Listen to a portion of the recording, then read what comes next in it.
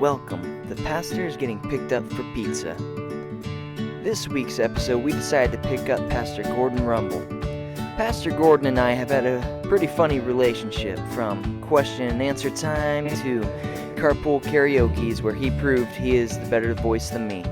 We've also had our occasional horse races, I guess you call it. He cheated on some of them.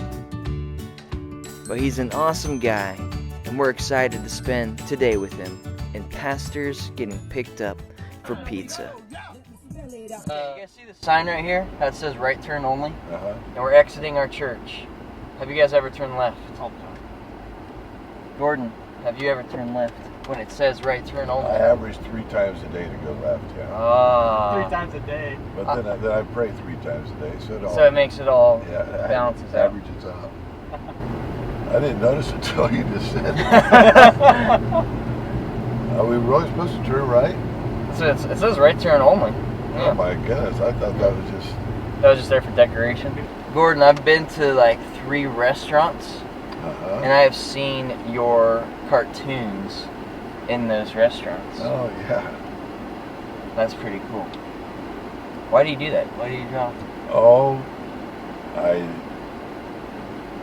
made a pack years ago when I go to a restaurant for the cook, the waitresses or something. I write them something to make them feel good. And a lot of times they keep them, sometimes they don't. You do that every time? Every time. Even at a Bible study, it only takes me a couple minutes. Yeah, you're a good artist, man. Oh no, it's doodling. You're a doodler. What's the craziest, do you have a funny moment that's ever happened in ministry, like maybe during a baptism or something like that? And Baptized a 87-year-old lady one time. this sounds promising. Lillian Shoemake, 87 years old, and it was real swift. We should have never had her in the water on Stanislaus River. And I told some other pastors near me, I said, it looks pretty swift. If something happens, be ready to jump in. Oh boy. And I put her down, and the minute she went down, she got away from me. And they started diving in. They caught her downstream about 100 yards. No way. Yeah. She about What? died. She about died. But that was, What? Yeah, that's bad. No. You don't ever baptize in swift water. No. No, that was on the first dunk. Yeah, how did you get did you do father, that too? son? What'd you get to? First dunk. You do anything on the side besides being a pastor? You have a nightlife there? We do Uber. Uber, the driving. You pick people up. Yep. And that you do that too. Mm-hmm. All right. My son, when he was in Hawaii, said, you got to do it because, Dad, they're trapped audiences, and you'd like that. Well, I got home a year ago from Hawaii and went down and got my license. And I happened to be studying cults. And that day, I studied Buddhists and Hindus. And so I got a good background, a good firm grasp of the religion. And the very next day, I went 4 o'clock in the morning to Salida and picked up 2 Hindu, No way. Buddhist priests. Yeah. 2 Buddhist priests. Took them all the way to Bakersfield. Wow. Halfway down, they could tell that, I shared the word with them, gave them each a Bible. One guy I think he got converted. Kept telling the guy, I know he's right. We know he's right. The other guy about killed him. Wow. And they were arguing all the way in the motel. But it was really special because they couldn't get away from me for 3.5 hours. Yeah, they're in the car, man. Yeah. So very first day driving, my Bible's up in the dashboard, and I pick up a guy who lives in Turlock, works in Modesto, so I've got about 30 minutes with the guy. And he'd never been to church, didn't believe in anything. And he sees my Bible and he said, have you studied the Book of Mormon and the Quran? How do you know that the Bible is the one that's true? And just him seeing that opened up a whole conversation. And so I started to unpack for him why I believe what I believe. And he just kept saying, man, this is serious stuff. He was seeing the gravity of it, and he knew he had to make a decision. And so as I will share the gospel with him, and he left and went to work. And I know that incredible seeds were planted, and this guy's gonna be thinking about that. hopefully give his life to the Lord. That's cool. Yeah. Oh, that was really neat. I picked up a drunk one night, during the day really, but he was cussing Blue Street. I said, sir, I really don't want you to talk about my best friend that way. Oh, what the, Christ is my friend. What are you, a pastor? I said, yeah, I really am. He broke down and started crying. I couldn't get him out of the car. Pray for me this, my wife, I did this, and he was drunk, but he just crying and weeping, so I prayed for him, and he got my number, and he called me back. A couple days later, he says, from now on, I want you to pick me up. Really? I said, I will on one condition, I don't take you to a place to drink. But you get a lot of neat experiences. And I journal everything, unless it's just like to McDonald's or something.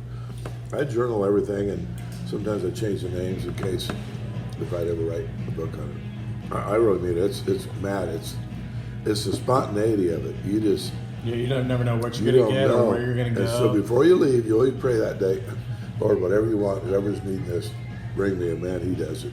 That's really cool. He does it, man. It's funnest ministry. If I retire, I got to do this the rest of my life. One of my most interesting, I've probably told you this, but I was doing the 400-minute chapel at San Quentin, and the guy in the back stood up, a Mexican guy, really nice looking.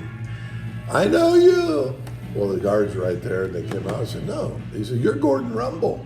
He said this, well, you're not supposed to mention Last name.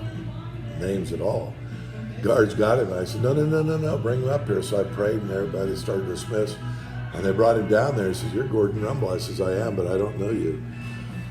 He says, 20 years ago in Williams, California, you were with a bunch of German Baptist youth, and I was, with Mennonites, and I was. And he says, there was a beautiful girl in your group that I wanted to date. So we were all at a pizza parlor. I remember that night. And I remember other guys there. And he came up and asked her for a date. Would you consider going out with me? Well, in our culture, you don't even look at anybody else. And he got mad. Went out, got drunk, shot 2 people and killed them That night? that night. He says, I memorized everybody in that. I memorized your names. I memorized your faces. I came to the Lord. He's going to get out in 2020, this next year. Wow. And man, it was really a neat experience. And he leads Bible studies over there at San Quentin. But And you used to be a chaplain for the Modesto Nuts, right? Anyone famous that went pro? Nolan Arenado and Trevor Story. They were our chapel reps, so they were there 1 year. And Nolan, Trevor was there for a couple years. We got become so good friends with Nolan. Still email once in a while, but Trevor's quite a guy too. He's already written a book for youth, and so he's really something. They're both incredible Christians, but Nolan Arenado he's really good. And he was my chapel rep, so he'd round everybody up and he would do the services. Well, we became good friends, had him over, and then Heidi baked for the Nuts back then. So when we flew back to Denver, I got a pass to go down to see him. So they take us down there. We're about from here to that window out there, and Nolan sees Heidi. He don't care about me. He's a good cook. Heidi! Oh. So, we need to pray for him. See this right here, Gordon? This is the sign that says right turn only. Oh, it is. That all of us pastors break. I always turn left to go home. Right? Oh my goodness. I'm gonna have to start going out that way. So should I pray about that tonight? Should confess. That's what. I think you should do some good work. Hey, thank you. Thank you. That was How do they fun. see you're a pastor? Well, it says on my profile, Pastor Gordon. Oh, okay. And I get a lot of people like that. So the phrase I use all the time, you can do better than that. You can do better than that. And if you turn that off, I'll tell you a story.